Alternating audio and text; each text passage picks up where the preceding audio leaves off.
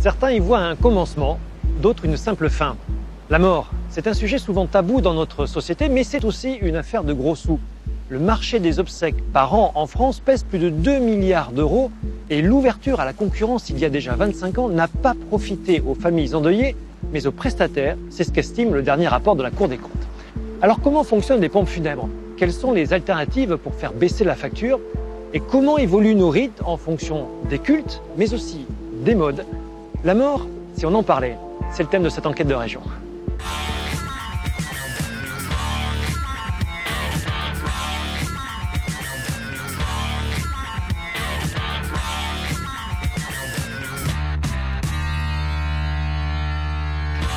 Nous sommes au cimetière Parc de La Rochelle, l'un des 5 cimetières de la ville, un site moderne, paysager, dans la tendance actuelle d'obsèques plus écologiques, de sépultures plus proches de la nature. La Rochelle fait aussi partie d'un réseau de pompes funèbres publiques. C'est encore rare en France, une alternative plus économique que le privé, dont les tarifs varient parfois du simple au quintuple selon les prestataires.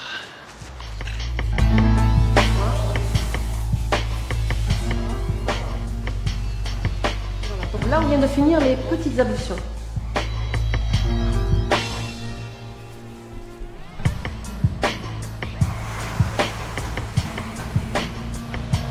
Là, on va pulvériser les cendres de façon à ce que ça fasse de la poudre.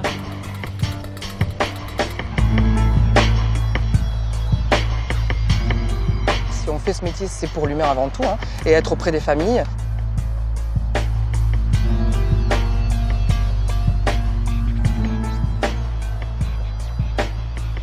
Ils se sont multipliés dans nos cimetières ces dernières années avec l'envolée du nombre de crémations. Ce sont les columbariums où reposent les urnes des défunts. Car aujourd'hui, un Français sur 3 choisit de se faire incinérer, des obsèques pourtant plus chères en moyenne qu'un enterrement classique. La crémation n'est d'ailleurs pas la seule tendance aujourd'hui. L'écologie s'est emparée aussi de notre mort sous des formes les plus inattendues.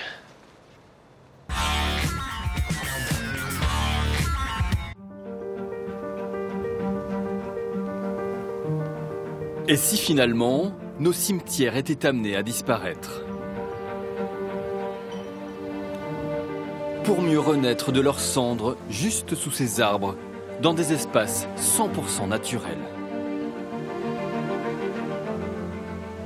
À Niort, la mutation a déjà commencé. Ce cimetière aux ambitions écologiques existe depuis 5 ans.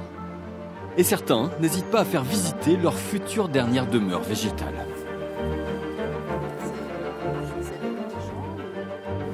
Ouais, moi, c'est là que je veux être. C'est les noms des gens et je trouve que c'est joli en plus. Ah non, je ne connaissais pas du tout. Cette femme a découvert ce lieu en arrivant dans la région. Très vite, cette proposition novatrice est devenue pour elle une évidence. L'idée de retourner à la terre, d'être... voilà. Pas besoin de grosses pierres tombales. Voilà. Après, en plus, bon, le cimetière, c'est bon pour... les vivants, quoi. Ah, mais tu te fais incinérer, quand même. Ah oui, je me fais incinérer. Mais pas là, c'est pas... Ouais, mais je me fais incinérer pour être là, dans ce cimetière naturel, et avoir peut-être une plaque. C'est pas obligé. Plusieurs choix d'inhumation sont proposés. Cercueil en pleine terre, sans monument. Ou cendres dispersées et mélangées à des copeaux de bois. L'objectif ici, réduire au maximum l'empreinte écologique des défunts. Donc là, c'est l'espace cinéraire. C'est là où on inhume des urnes qui sont biodégradables.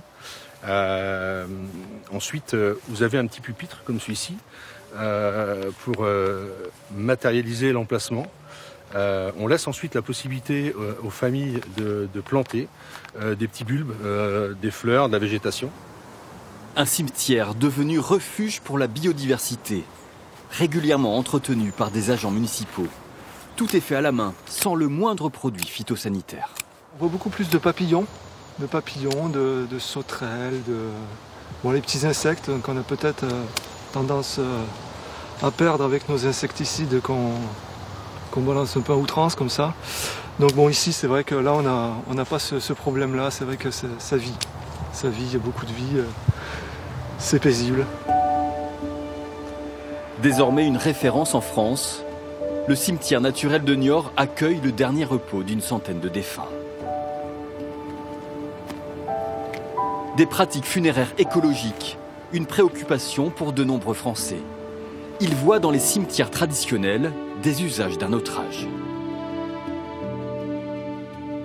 On a de sacrées surprises, on trouve justement beaucoup d'éléments qui ne sont pas biodégradables, du plastique, des feuilles en tergale, en tissu qui ne se décomposeront pas. C'est justement la preuve que nos cimetières sont loin d'être des endroits écologiques. Florence Valdès dénonce aussi l'exploitation de carrières pour les éléments minéraux des monuments, la déforestation pour les cercueils, sans parler des vernis pour les bois rejetés dans les nappes phréatiques. Je me sens vraiment pas bien ici parce que je trouve que c'est un lieu vraiment artificiel qui est complètement hors cadre de la nature. Or, la mort est un processus naturel, donc c'est dommage en sachant que justement les deux seuls modes de sépulture autorisés par la loi en France et dans beaucoup de pays, c'est l'inhumation et la crémation, et ce sont deux modes qui sont très polluants. Aux yeux de certains, les crématoriums demeurent cependant plus écologiques et hygiéniques. À Niort, par exemple, 40% des défunts sont incinérés. Alors, les agents enchaînent les actes techniques plusieurs fois par jour. Des coulisses méconnues que nous avons pu filmer. Des images rares, parfois perturbantes, mais indispensables pour mieux comprendre cette technique funéraire.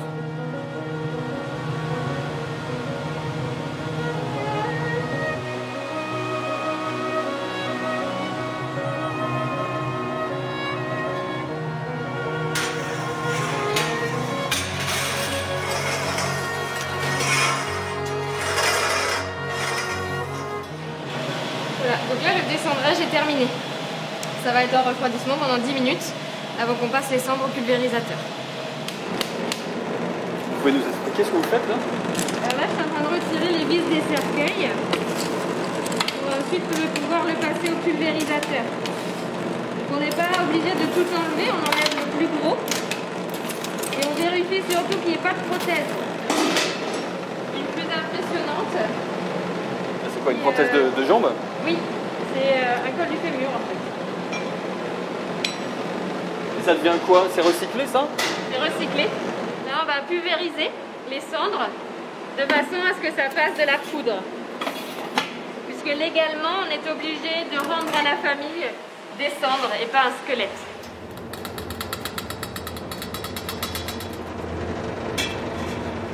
L'impact écologique de la crémation demeure problématique. La combustion du corps et du cercueil génère de nombreuses poussières et émanations toxiques. Alors les villes investissent dans des filtres à particules plus performants. Ces nouveaux systèmes de filtration permettent de ne pas rejeter le mercure dans l'atmosphère. Voilà. Il n'y a plus de fumée non plus. Donc c'est non seulement plus écologique, mais aussi moins traumatisant pour les familles qui, quand ils sont à proximité du crématorium, ne voient pas de fumée. À Poitiers, la mort écolo est même devenue un argument de vente. En juillet, une agence funéraire d'un nouveau genre a ouvert ses portes. Sa spécialité, les cercueils en carton. Moi, 10 kilos, c'est pas énorme, hein. Donc, et les premiers clients sont un peu intrigués. On va poser sur la table, tout simplement, avec le coussin dedans. D'accord. Donc on peut bien utiliser ce cercueil écologique pour la présentation du corps sans problème. Sans problème. Donc, les tissus, peu de ventes pour l'instant, malgré des tarifs plus attractifs que les cercueils en bois. L'équivalence, on va compter.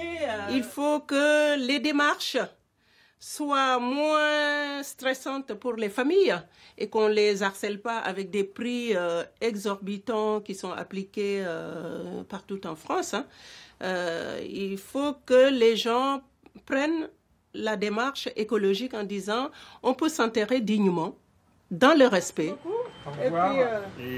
Moins énergivore et plus économe, le marché des cercueils en cellulose devrait rapidement se développer.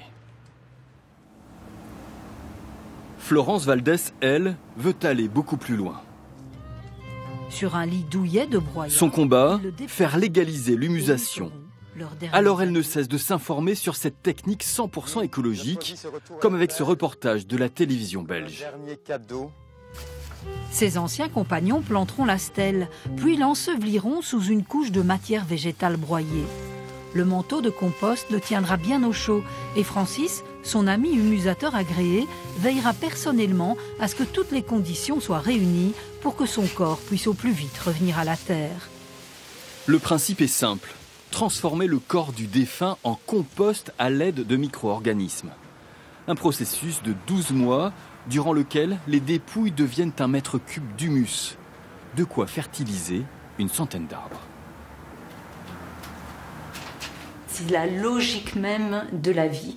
C'est enfin le respect du cycle de la vie. On n'intervient pas, on n'interfère pas, on n'a pas besoin de quoi que ce soit. Tout se fait naturellement. Et ça, oui, ça je le souhaite vraiment pour moi. Ouais. Problème, c'est interdit en France où la loi rend obligatoire l'utilisation d'un cercueil. Et puis l'idée même de l'humusation choque de nombreuses personnes. Elle vient pourtant d'être légalisée dans l'État de Washington. Un espoir pour ses adeptes. C'est vraiment une révolution des consciences, mais quelque part, cette révolution des consciences est absolument nécessaire. Et face, encore une fois, à l'urgence à laquelle on fait face aujourd'hui, il faut faire vite, il faut faire très très vite. Il faut vraiment qu'on adopte l'humusation comme troisième pratique funéraire. Et si finalement, cette alternative écologique s'imposait par fatalité, face à des cimetières français surchargés, une pénurie de places qui alarme de nombreuses collectivités locales, alors que plus de 600 000 personnes meurent en France chaque année.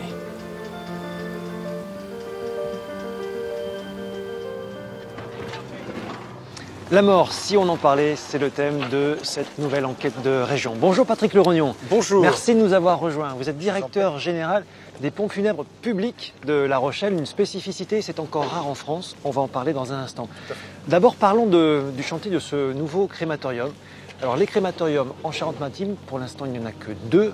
La situation est relativement tendue partout en France face au nombre de crémations qui est très important. Comment expliquer un tel retard en équipement ? On va découvrir le chantier en attendant ensemble. Tout simplement parce que le fait sociétal a généré ce besoin qui est venu de manière exponentielle, hein, et nul ne l'avait imaginé à ce point. Et c'est ce qui fait qu'aujourd'hui, on manque essentiellement de crématoriums de proximité. Hein. Les grandes agglomérations sont équipées. Mais du coup, quand on veut, on vient des campagnes, entre guillemets, en ville pour... C'est cela. Donc effectivement, les crématoriums des agglomérations et des métropoles commencent à devenir saturés. Je disais que vous êtes directeur général des pompes funèbres publiques. C'est encore assez rare en France. En quoi est-ce différent d'un prestataire classique, privé ? Alors, les deux, que ce soit un prestataire privé ou public, exercent une mission de service public. Hein. C'est écrit comme ça dans les textes, dans le Code général des collectivités territoriales. La principale différence, c'est l'objectif qui est poursuivi. Moins commercial. En principe, moins commercial. Effectivement, l'objectif poursuivi, c'est un objectif social ou sociétal, avec l'économie comme moyen. Alors qu'à l'inverse, nous aurons pour les entreprises privées plutôt un objectif économique avec un moyen social. Est-ce vraiment moins cher de passer par ces pompes funèbres publiques ? Ça doit l'être. Ça doit l'être parce que les tarifs sont contrôlés par la collectivité, sont votés en délibération de la collectivité et normalement sont calculés... Par la mairie donc ? Par la mairie, oui. La mairie ou l'agglomération, si la compétence a été transférée à l'agglomération. Et les tarifs sont en principe la répercussion du coût de revient de la prestation. Oui. Alors comment expliquer qu'il n'y en ait pas plus finalement en France puisque c'est moins cher pour le citoyen ? C'est historique. Ça a été, au début du siècle dernier, une compétence des collectivités, mais elles avaient la faculté de le concéder à des entreprises privées. C'est ce qui s'est passé. Donc peu un lobby, en fait. Oui, c'est ça. Il y a eu ce lobby qui a perduré pendant 89 ans. Et à la fin de ce monopole, les collectivités ne se sont pas forcément emparées. C'est pas pour les élus, c'est pas forcément un sujet sensible, oui, ça, un peu tabou dans la société, donc c'est pas forcément porteur, malheureusement. Et donc du coup, des entreprises privées en ont profité pour peut-être... Bien sûr, bien évidemment, des entreprises privées et maintenant des fonds d'investissement qui ont compris l'intérêt de rentrer dans cette activité.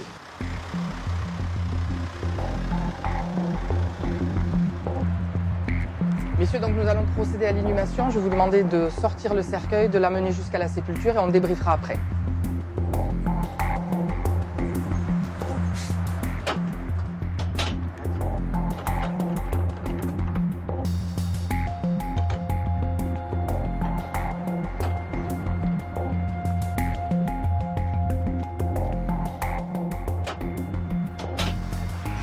Bonjour Sébastien. Expliquez-nous ce que vous faites en fait. Alors là, nous sommes sur une action, allez-y messieurs, on vous regarde, nous sommes sur une action qui est une action de formation sur le portage à l'épaule des cercueils. Il faut savoir que les salariés qui entrent dans une entreprise de pompes funèbres doivent donc effectuer une formation de 16 heures pour se sécuriser sur les actions qu'ils mènent lorsqu'ils organisent des obsèques. Alors vous, Sébastien Cazenave, vous êtes formateur et vous êtes aussi responsable qualité pour les pompes funèbres publiques de La Rochelle. Exactement. Ces métiers du funéraire sont encadrés depuis seulement 2013 par la loi. Oui. Comment c'était auparavant? Alors, avant la loi de 2013, c'était une habilitation que l'on passait avec l'employeur qui nous envoyait en formation. Et il n'y avait pas de diplôme il n'y avait pas d'examen qui sanctionnait donc cette formation. Aujourd'hui, en effet, il y a un diplôme que les conseillers funéraires et les maîtres de cérémonie doivent passer. Et ils passent devant un jury et c'est le jury qui détermine si oui ou non ils peuvent exercer en délivrant le diplôme. Si on fait ce métier, c'est pour l'humain avant tout, et être auprès des familles. Ensuite, c'est un métier qui nécessite de l'accompagnement et aujourd'hui, c'est ce que je mets en valeur dans les formations. Dernière petite question, est-ce qu'en fonction de chaque rite, selon les religions, chaque rite funéraire, vous adaptez vos techniques? Bien évidemment. Si on procède à des obsèques de confession musulmane, à ce moment-là, on va accompagner la famille jusqu'au cimetière. Et en règle générale, les confessions, si on cite par exemple celle-ci, vont prendre en charge le corps à l'entrée du cimetière et l'amener jusqu'à la sépulture. D'ailleurs, eux-mêmes procèdent à l'inhumation sans que l'on intervienne. On met juste à disposition nos porteurs pour des raisons de sécurité. Et donc pour cette confession-là, en effet, ils participent jusqu'au bout à accompagner leurs proches. D'accord. Bon, on se retrouvera tout à l'heure dans un centre de formation. Alors justement, puisqu'on en parle, on va voir que selon chaque religion, les rites funéraires ne sont pas les mêmes. Nous allons voir par exemple dans notre région comment les musulmans, les juifs, les hindouistes, les orthodoxes, mais aussi les laïcs ont une approche de la mort différente et leur rite évolue en fonction de cette approche. Regardez.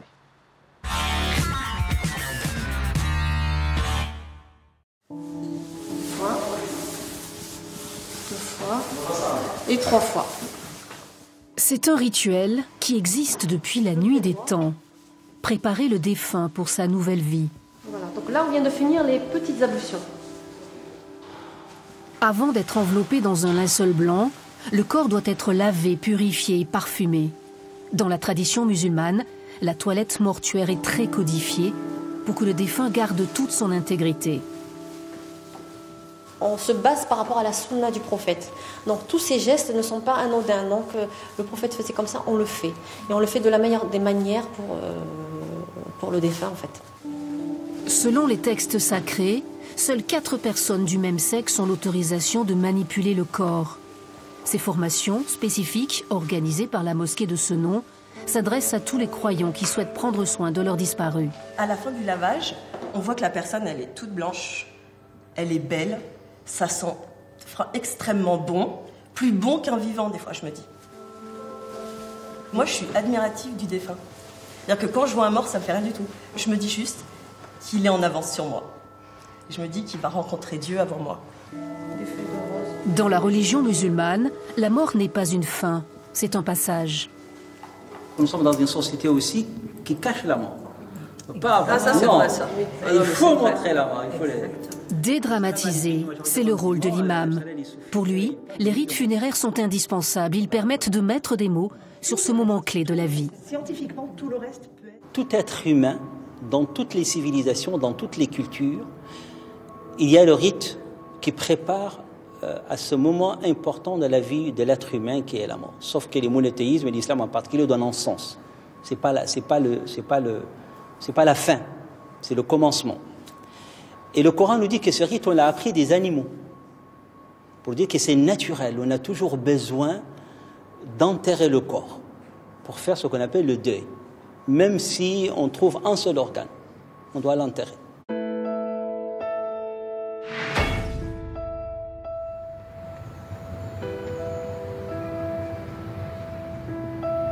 Il était orthodoxe.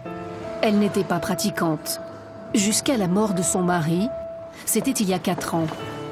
Depuis, Christine a éprouvé le besoin de se rapprocher de la religion pour ne pas rompre le lien familial. L'église orthodoxe, pour moi, c'est toute ma vie parce qu'elle a vu le commencement de ma vie, la naissance de ma vie de famille, elle a vu le développement de ma vie de famille, elle voit une partie de ma vie de famille qui s'éteint. Et c'est important pour mon fils aussi. Je m'aperçois que ça m'aide aussi à avancer dans mon deuil. Dans la spiritualité orthodoxe, la mort et la résurrection sont étroitement liées, beaucoup plus que dans la religion catholique. Lors de la cérémonie funéraire, le cercueil doit rester ouvert. En revanche, c'est interdit en France. Mais le prêtre peut encenser le corps. C'est quelqu'un qui est parti, comme tout le monde, il a fait le cycle, en quelque sorte, de sa vie. Il est venu, il a grandi, il a vécu, il part. On souhaite le plus tard possible. Mais l'Église l'accompagne quand il vient dans la vie et aussi le moment où il part de ce monde, il l'accompagne à sa demeure.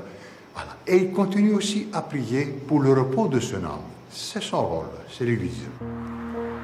Les orthodoxes considèrent qu'il faut 3 jours à l'âme pour se séparer du corps et commencer son ascension.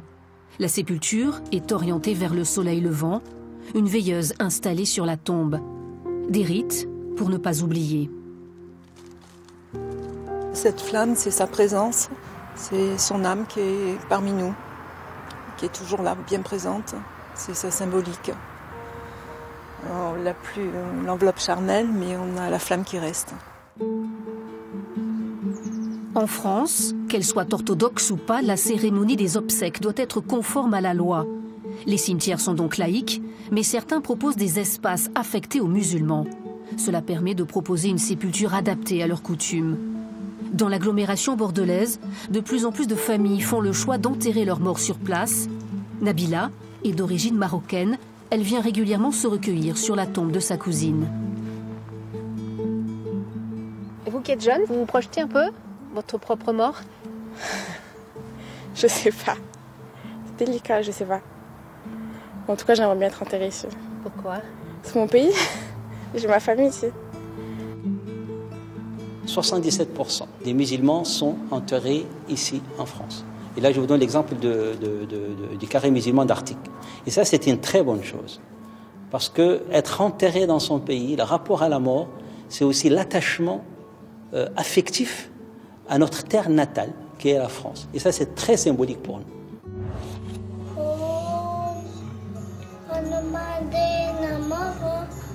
Les absents ne nous quittent jamais vraiment. Chez les hindouistes, l'âme du défunt abandonne le corps pour se réincarner. Aimé et sa famille en sont persuadés. Originaires du sud de l'Inde, ils pratiquent cette religion au quotidien chez eux à Bordeaux en toute intimité. Leur dieu impose la crémation et la dispersion des cendres dans la mer. Nous croyons que même si la fin arrive, notre âme est immortelle. Elle persiste et personne ne peut lui faire du mal. Donc je n'ai pas peur de la mort, car mon âme vivra toujours. Dans le judaïsme, le corps doit être inhumé selon les préceptes de la Torah. Mais il arrive souvent que des amis ou des parents ne se sentent pas concernés par les règles du deuil, trop accablés par la douleur. Dans ces moments-là, il incombe à l'autorité religieuse de convaincre ses fidèles. Tu es venu de la terre, tu retournes à la terre. Et c'est pourquoi on doit inhumer un corps qui a porté une âme sacrée et non pas ce qui se pratique maintenant malheureusement de plus en plus, puisqu'il n'y a pas de place dans les cimetières, la crémation. La crémation est interdite dans le judaïsme. Puisque ce corps a porté une âme sacrée, eh bien ce corps doit retourner à la terre. Vous savez, moi j'ai passé une fois une nuit entière à convaincre une fille qu'elle ne fasse pas la crémation de son père. Elle était tellement attachée à son père qu'elle voulait que son père soit qu'il y ait la crémation, qu'on lui donne un pot avec les restes, et que ce pot-là l'accompagne partout. Voilà, parce qu'elle est restée attachée à son père. Et j'ai passé la nuit entière et j'ai fini au matin, on a décidé de l'enterrer en terre. Certains voudraient que le deuil soit vécu autrement. C'est le cas d'Eddy Zagalé, psychanalyste d'origine brésilienne. Quand elle est arrivée en France il y a 10 ans, elle a été choquée de voir à quel point la mort est un sujet tabou. Il y a une perte de rite et en même temps, il y a un désir du rite. Finalement, on refoule cette question parce que ça nous fait trop souffrir, parce que ça nous terrasse quelque part, ça nous sidère, donc on évite de parler et on pense qu'on ira mieux. Mais la réalité, c'est qu'on va de plus en plus mal et il y a beaucoup de Français qui sont très très mal parce qu'ils souffrent beaucoup de la perte de leurs proches. Ils n'ont pas réussi, ou réussi, c'est pas les mots, mais ils n'ont pas élaboré la séparation. Pour ceux qui ne le connaissent pas, les Cafés Mortels est une expérience de parole ordinaire qui a été créée en Suisse par un anthropologue qui s'appelle Bernard Crétas. Alors merci d'être là et puis je vous laisse la parole. Parce qu'elle estime que les rites laïques peuvent aussi donner du sens à la mort, la thérapeute anime régulièrement des groupes de parole à Bordeaux. Chacun peut échanger sur les problèmes et les angoisses liées à la perte d'un proche. Des hommes et des femmes qui réalisent aujourd'hui qu'ils auraient voulu une cérémonie différente. Et là, je suis allée derrière et j'ai entendu le bruit du four. Et ça j'ai crié. Moi, mon fils a 2 anniversaires, sa naissance et sa mort. Bon, voilà, c'est tout, c'est comme ça. Et depuis quelque temps, mes amis m'appellent pour le jour où il est parti aussi. Parce que moi, je trouve que c'est important comme on parle. Si on n'en parle pas, c'est comme s'il n'existait pas une deuxième fois. J'ai l'impression d'avoir pris conscience vraiment profondément qu'il y avait ce besoin, que la mort a besoin d'être accompagnée, qu'il faut célébrer nos morts, et qu'il faut honorer nos morts. Et que honorer nos morts, c'est honorer la vie, et pas d'un point de vue religieux, mais c'est remettre du sacré en fait. Chaque souffrance est unique. Bernard Abraham, lui, est de confession israélite. Ses parents et ses 2 enfants sont enterrés à Bayonne, dans l'un des plus anciens cimetières juifs de France. Un site historique témoin de l'arrivée d'une importante communauté israélite au XVIIe siècle. Ses descendants ont conservé un rituel spécifique et très intime. Chaque fois que je viens au cimetière, je dépose un petit caillou. Voilà, c'est rien de déposer un caillou, mais c'est tout ce qui fait la saveur, je dirais, d'un enfant juif vis-à-vis de ses parents, de ses grands-parents, pour se rappeler. Je ne dirais pas qu'on y est bien dans le cimetière, mais voilà, on est au cœur de nos racines, et puis c'est là qu'on sera. Mieux comprendre la mort et moins la craindre pour mieux célébrer la vie. Et si c'était le but de tous ces rites funéraires? Religieux ou pas, ils occupent encore une place importante dans notre société. La mort, si on en parlait, c'est le thème de cette enquête de région. On s'intéresse à présent au métier du funéraire. Ils sont encadrés par la loi depuis 2013, on le disait. Des formations sont par exemple proposées ici au CIPECMA, le Centre interconsulaire pour l'enseignement de la Charente-Maritime. Bonjour Mélinda Georget. Bonjour. Merci de nous accueillir. Vous êtes coordinatrice pédagogique ici. Quels sont ces enseignements proposés ici dans ce centre? Alors nous, on propose 2 types de parcours en fait de formation, le conseiller funéraire et le maître de cérémonie essentiellement. Le conseiller funéraire en fait qui va accompagner la famille en fait dans sa globalité, l'organisation des obsèques notamment, mais aussi le travail administratif et jusqu'au bon déroulement. Et lui, le maître de cérémonie qui va être centré sur la cérémonie en elle-même. Quelles sont les qualités des candidats ou candidates? Parce que c'est des métiers quand même à part. Tout à fait, c'est sur des métiers très particuliers, ça nécessite de la rigueur, le sens évidemment du contact et de l'humain, et également du service. Il n'y a pas suffisamment de candidats face à la demande. Pourquoi? Tout simplement parce que je pense que ce sont des métiers méconnus. En fait, on parle beaucoup des métiers du secteur de la petite enfance, par exemple, ou de l'enseignement, qui vont nous accompagner sur des moments, des parcours de notre vie, mais peu sur jusqu'à la mort, en fait. Et ce sont des métiers méconnus qui nécessitent une vraie formation. D'ailleurs, c'est une obligation aujourd'hui. Donc, je pense que le défaut, il est là. Plus difficile à rattraper. Donc, si vous avez une difficulté, partagez-la avec la famille. L'information, la communication, de toute façon, c'est votre meilleur outil. Sébastien Cazenave, on vous retrouve. On est à l'intérieur d'une des salles de formation au métier du funéraire. Et alors, il y a quand même beaucoup de femmes. C'est surprenant. On s'attendait à un métier plus masculin. Tout à fait. De plus en plus de femmes s'inscrivent dans ces formations. On les retrouve aussi bien dans différents métiers, dans le funéraire, et en particulier aussi dans le métier de thanatopracteur. Et on dit souvent que les femmes ont un 6e sens, et c'est ce 6e sens aussi qu'elles viennent prouver et qu'on cherche dans ce métier-là.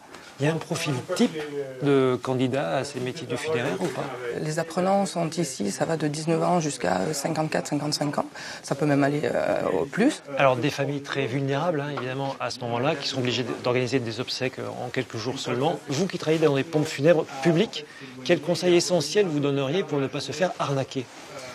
Alors, je ne sais pas si on peut dire le terme arnaquer, mais en tout cas, ce que je pourrais donner aujourd'hui comme conseil à une famille, quand on subit cette situation qui est particulière, qui est le deuil, c'est de se faire accompagner par une personne extérieure, qui ne subit pas en fait la même émotion ou les mêmes sentiments de détresse que l'on a quand on perd quelqu'un. Sauf qu'il faut aussi savoir que la famille aujourd'hui, elle est protégée par le législateur. Le législateur a mis en place des textes et la loi Sueur de 19 décembre 2008 protège les familles qui sont en deuil. Donc ça veut dire que les opérateurs funéraires, qui sont des professionnels, aussi bien privés que publics, doivent respecter cette loi en accompagnant dignement et en respectant la législation et le droit. Pour autant, à des tarifs parfois surréalistes sur des obsèques, on est sur une moyenne de 3 360 € en France pour un enterrement, 3 600 pour une crémation. Comment est-on arrivé à des tarifs aussi exorbitants quand même? Parce que c'est une moyenne.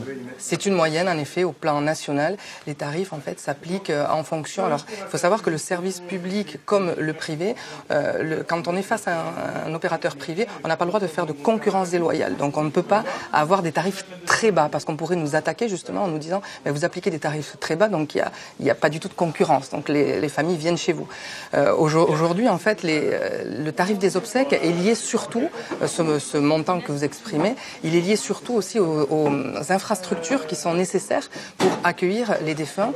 Le législateur... Il y a toujours un coût minimum.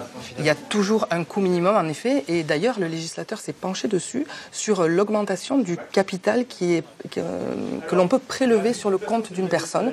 Jusqu'en il y a 2-3 ans, on pouvait prélever jusqu'à 3 500 €, et aujourd'hui, les opérateurs funéraires, parce que le législateur s'est aperçu que les obsèques augmentaient, comme vous le disiez, on peut prélever jusqu'à 5 000 € sur le compte du défunt. Merci Sébastien pour toutes ces précisions. Alors à la suite de cette enquête de région à présent, après avoir découvert tout à l'heure les nouvelles tendances de nos obsèques, les rites funéraires en fonction des cultes, 3e enquête à présent au cœur de l'un des plus grands cimetières de France, le cimetière municipal de Limoges. Plus de 200 ans d'histoire pour ce lieu du souvenir en perpétuelle évolution. Regardez.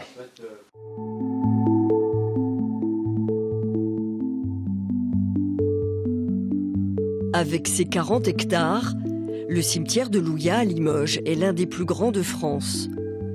Encerclé aujourd'hui par des quartiers, c'est pourtant en pleine campagne que les travaux de sa construction commencent. Nous sommes alors en 1806. Fini les odeurs pestilentielles des charniers autour des églises, Limoges est l'une des premières communes en France à se mettre en conformité avec un décret d'avril 1804. 1804 marque justement cette volonté de l'État d'extraire le cimetière de la ville.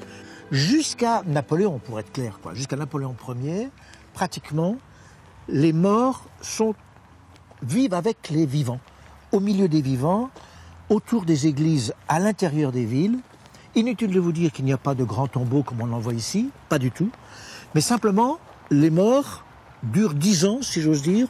On les bouscule, on écarte les os et on met les suivants.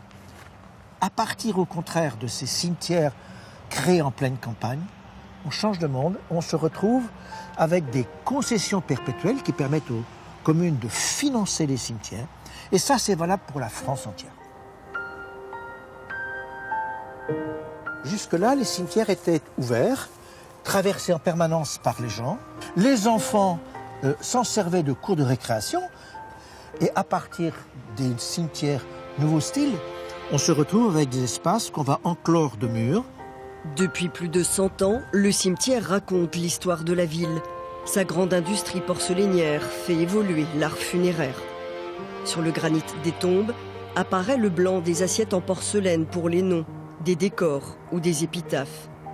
D'abord signe de bourgeoisie, la pratique devient populaire. Les guerres aussi ont laissé leurs traces. Ici, celle de 14-18 avec ce carré militaire allemand.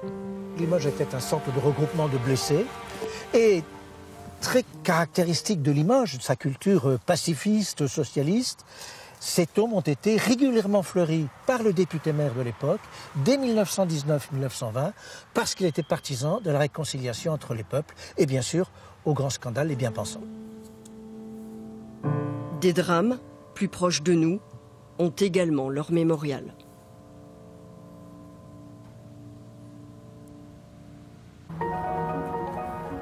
Luc Faye est l'un des 5 gardiens du cimetière de Louillat. Il a 21 ans lorsqu'il devient fossoyeur. Mais à sa grande surprise, on lui fait une autre proposition. Au bout de 6 mois, on m'a convoqué à la mairie de Limoges en me proposant le poste pour occuper le logement. Je pensais que je ne faisais pas l'affaire au cimetière quand j'ai été convoqué.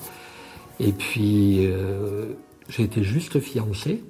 Donc, il fallait un couple pour pouvoir entrer dans le logement. Donc, il a fallu qu'on se marie un petit peu précipitamment. Voilà.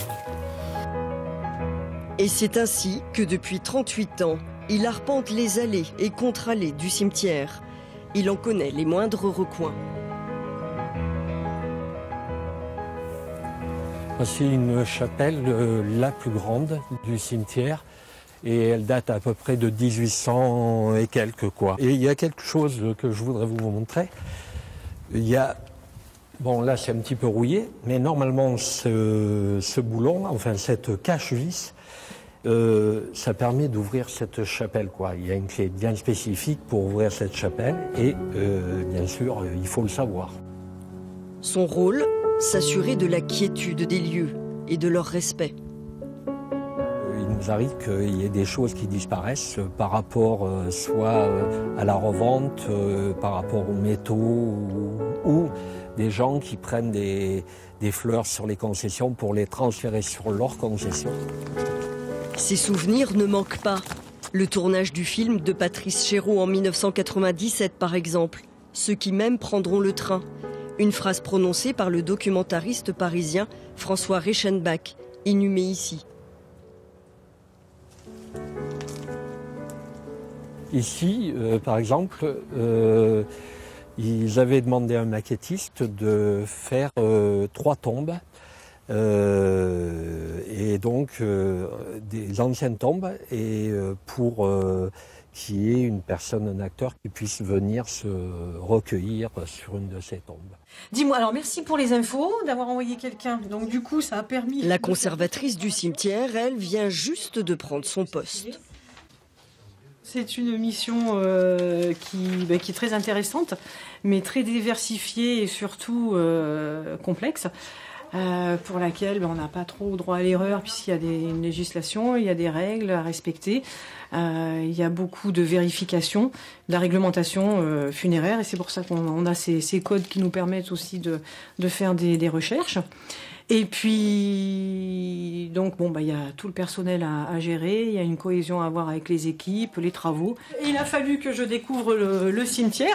Heureusement qu'il y a les plans. Donc, le cimetière divisé en sections, en allées, avec énormément de tombes, un peu différentes selon les sections et la disposition des tombes et des caveaux. Donc, il faut s'imprégner et ça demande un peu de temps. Souhaiter être incinéré, il faut le marquer comme un testament en fait, voilà. Au téléphone, une personne sans famille souhaite que sa tombe soit entretenue. Oui, vous venez souvent, Marie Gourceau lui confirme que la ville le fait en effet pour les donateurs. Marie est le lien entre les 200 000 défunts et leurs descendants. Dans ces registres, elle peut remonter jusqu'à 1870. Même la saisie numérique ne les remplace pas. Des anecdotes, il y en a, oui, parce que des fois on peut ouvrir la concession sur l'ordinateur et là c'est complet. Mais en fait, non, parce qu'à un chiffre près, c'est pas dans la bonne concession. Pas sur le terrain, je vous rassure, sur l'ordinateur. Donc c'est là où il faut corriger, et puis on ressort les registres pour tout remettre comme il faut dans l'ordre, et rassurer les familles en leur disant oui, on peut faire l'inhumation. Bonjour. Asseyez-vous, je vous en prie. Que fait pour vous? Nous souhaiterions connaître l'emplacement de la tombe de... Ce sont ainsi plus de 40 000 sépultures qui sont référencées. C'est ici que les dernières sont installées. Section 95 sur les 108 que peut contenir le cimetière de Louya. Et donc là, c'est donc... Là, il y a... Ouais, mais en un bon, on l'appelle. C'est pas trop de la roche, encore ça se pioche. Mais ça arrive justement, tout à l'heure, on sort le compresseur et puis on est obligé de casser au marteau. Heureusement, c'est pas trop souvent que ça le fait, mais ça peut arriver. Kevin Delarivière fait partie de l'équipe de fossoyeurs depuis 3 ans. Je sortais juste de l'école et j'avais quelques questions. Et surtout, qu'est-ce que je vais faire? Qu'est-ce que je vais faire? Au début, une famille, c'était un peu dur parce qu'ils ne comprenaient pas trop et ils me posaient des questions par rapport aux enterrements, comment ça se passait, aux inhumations, aux exhumations. Le cimetière accueille toute sépulture. Ici, celle de religion musulmane. Et entre 2 allées, un mémorial attire notre attention. C'est un monument érigé à la mémoire des personnes qui ont donné leur corps à la médecine. Voilà. Donc de leur vivant, les personnes ont le choix, elles peuvent donner leur corps à la médecine pour qu'elles progressent. Donc elles n'ont pas leur sépulture? Non, c'est un espace commun. Aujourd'hui, il y a peu d'inhumation ici. Les restes mortels des gens sont crématisés. Voilà, mais on a la ville de Limoges et la faculté de médecine de Limoges ont souhaité rendre hommage à ces personnes-là. Voilà. Parce que ces personnes, il n'y a pas d'obsèques pour elles. C'est dans le contrat et les familles sont mises au courant. Quelquefois, ça crée des soucis parce qu'elles veulent retrouver leurs défunts, mais il n'y a pas d'obsèques. Plus loin, cet autre espace particulier du cimetière, le carré commun. Mais on ne fait plus de fosse commune, et ça s'appelle plus comme ça d'ailleurs, ça s'appelle un carré commun où chaque défunt a une sépulture. Ici, on inhume les gens qui ont fait le choix de ne pas acheter un terrain. Ah, c'est un choix. Il y a aussi des personnes qui n'ont pas les moyens ou qui n'ont jamais exercé cette démarche ou des personnes qui meurent seules. Le jardin du souvenir recueille la dispersion par les agents municipaux des cendres des défunts qui l'ont souhaité. Un espace végétalisé qui s'inscrit dans le renouveau, un cimetière engazonné qui n'utilise plus de pesticides. Une petite révolution qui bouscule les mentalités et fait réagir. C'est pour le bien de tout le monde. C'est une volonté municipale d'avoir une volonté ville santé citoyenne de supprimer les pesticides dans le cimetière de Louya. Nous avons certaines plantes que nous pouvons laisser croître sur place parce qu'elles apportent de la biodiversité. Elles sont fleuries et elles ont une hauteur relativement basse qui ne gêne pas la vision à l'intérieur du cimetière. Donc ici, c'est du lotier. Une transition qui accompagne un changement de société, un de plus. Le cimetière de Louya est avant tout un espace de vie.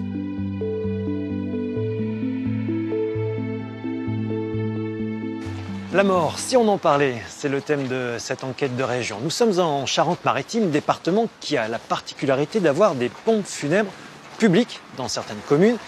Il faut dire que les tarifs du privé ont été une nouvelle fois dénoncés par la Cour des comptes dans son rapport 2019 avec une hausse des prix 2 fois supérieure à l'inflation. Bonjour Henri Lambert. Bonjour. Merci de nous avoir rejoints. Avec grand plaisir. Vous êtes le maire de Nieul-sur-Mer, commune où nous nous trouvons, et commune qui a donc une agence de pompes funèbres publique. Ça a été simple d'avoir une agence publique de pompes funèbres? Alors, ça a été simple. Il n'y a jamais rien de simple. Ceci dit, c'était effectivement une volonté. Nous avons historiquement un opérateur privé qui fait très bien son travail, qui a une chambre funéraire que nous avons inaugurée au printemps, donc un vrai professionnel, mais tout seul. Et il nous a semblé important de pouvoir proposer à la population niolaise, 6 000 habitants, mais également aux communes environnantes, donc un bassin de vie d'environ 25 000 personnes, de pouvoir proposer 2 opérateurs. C'est quand même quelque chose d'important parce que ça permet effectivement de tirer des prix, mais aussi de tirer vers le haut des prestations. Et c'est ce que nous avons vu. C'était dans votre démarche. Dans cette démarche-là, voilà, tout à fait. On va rentrer dans l'agence, comme ça on va discuter un petit peu à l'intérieur. Pardon, je passe devant vous. Nous voici donc à l'intérieur. Bon, Henri Lambert, vous parlez de la concurrence à l'instant. Alors, selon la Cour des comptes, l'ouverture à la concurrence du marché des pompes funèbres n'a pas profité aux familles, mais plutôt aux prestataires. Est-ce qu'il ne faudrait pas que les pompes funèbres, ça devienne un service public? Moi, je pense que c'est quand même toujours ça, cette concurrence publique-privée. Donc moi, je serais plutôt pour qu'on ne l'impose pas, mais qu'on reste sur le statut actuel. Merci Henri Lambert. Merci bien. Alors, dans un instant, avec notre prochain invité, on va s'intéresser à l'avenir de nos obsèques et à l'évolution du souvenir. Parce que nos rites funéraires évoluent dans le temps et pas forcément en fonction des cultes, comme on l'a vu tout à l'heure. Pour preuve, le site des tumulus du Bougon, dans les Deux-Sèvres. Regardez. 7000 ans d'histoire funéraire abritée dans cet écrin naturel. Une nécropole préhistorique dans un état de conservation exceptionnel. Ici à Bougon, les hommes du néolithique transportaient leurs morts dans ces tumulus, ancêtres de nos cimetières. Alors dans ces tombes, on trouvait des personnages privilégiés dont on a encore un peu de difficulté à comprendre quel était le critère de sélection. Mais on trouvait hommes, femmes et enfants. Et donc là, on a des recherches actuelles sur l'ADN qui ont tendance à démontrer que ce serait plutôt des familles. À l'intérieur des tombeaux, l'architecture funéraire se dévoile. Ce dolmen-là, mais ils ont des fois des constitutions différentes, est composé de grosses dalles, ce qu'on appelle orthostates, qui sont bien taillées, bien définies pour tenir la dalle de couverture. Et ils sont ici rythmés par des petits murets de pierre sèche. Et les défunts, honorés avec des rituels bien précis. On sait que les corps étaient déposés en position fétale. Donc sur le côté, on les enterrait pas, ils sont déposés, on est au niveau du sol. Et ils étaient accompagnés d'offrandes. 70 siècles plus tard, les tumulus de Bougon n'ont pas fini de livrer tout leur mystère. Des chercheurs du CNRS explorent le site régulièrement. On restitue les volumes des monuments à partir de photographies. C'est-à-dire qu'on ne connaissait pas leur taille jusqu'à présent ? Alors il existe des plans anciens des mégalithes. Et là, l'objectif actuellement, c'est d'avoir un modèle 3D précis de l'ensemble des monuments. Cet autre ingénieur s'intéresse à l'agencement des pierres. C'est la présence sur les petits côtés de rainures d'emboîtement qui servaient donc à emboîter les piliers entre eux de la chambre. Au cœur des détails, de précieuses informations sur cette civilisation disparue. La présence de cette rainure montre qu'elle était active dans un autre monument, que donc un autre monument a été détruit et on a réutilisé ces pierres. Le recyclage, en fait, commence avec les toutes premières architectures en pierre. Et quand ils fouillent, ils retrouvent à peu près une quinzaine de corps dans chaque chambre. Un univers fascinant également pour les visiteurs. C'est vraiment très surprenant, très très surprenant, surtout dans notre époque où la mort, on n'en parle plus trop. Avec peu de moyens, ils ont réussi à faire des choses, des belles choses, quoi. On a l'impression d'être des vrais hommes de Cro-Magnon. 17 000 personnes ont visité les tumulus de Bougon en 2018, où l'histoire de la mort s'est transformée au fil du temps en argument touristique. Nous sommes de retour au cimetière parc de La Rochelle pour la suite et la fin de cette enquête de région. Patrick Lerognon, on vous retrouve, directeur général des pompes funèbres publiques de La Rochelle. Est-ce que le cimetière minéral classique, comme celui qui nous entoure, même s'il est paysager, à l'avenir c'est fini? Non, c'est pas fini. C'est pas fini. Il y a ce besoin d'un lieu de recueillement, auprès d'une tombe. Donc les gens ont encore cette nécessité et ce besoin. Peut-être que le digital pourrait apporter une évolution en la matière et que le souvenir et le culte du souvenir puissent se faire par la digitalisation des cimetières. C'est-à-dire qu'effectivement les gens, plutôt que se déplacer physiquement dans un cimetière, eh bien, pourraient aller se recueillir, ou se recueillerait au travers d'une tombe qui serait matérialisée sur un site par exemple, et au travers de laquelle ils pourraient notamment retrouver la descendance, toutes les explications sur la descendance que l'on ne connaît pas aujourd'hui. Quand on se recueille sur la tombe d'une tombe familiale, on a ses ancêtres, on ne connaît pas forcément ses ancêtres. Et la digitalisation du cimetière pourrait amener à ce qu'il y ait un certain nombre de données qui permettent aux descendants de connaître le parcours de vie des grands-parents, des arrière-grands-parents.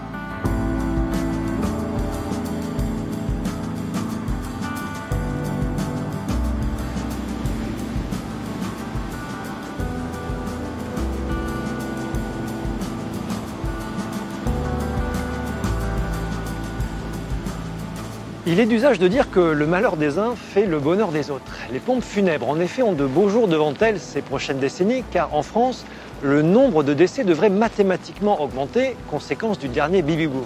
D'ici 30 ans, il y aura 750 000 décès par an, contre 600 000 aujourd'hui. Alors ce n'est pas très bon pour notre morale, mais ça l'est pour les affaires. Merci de nous avoir suivis pour Enquête de Région. À bientôt.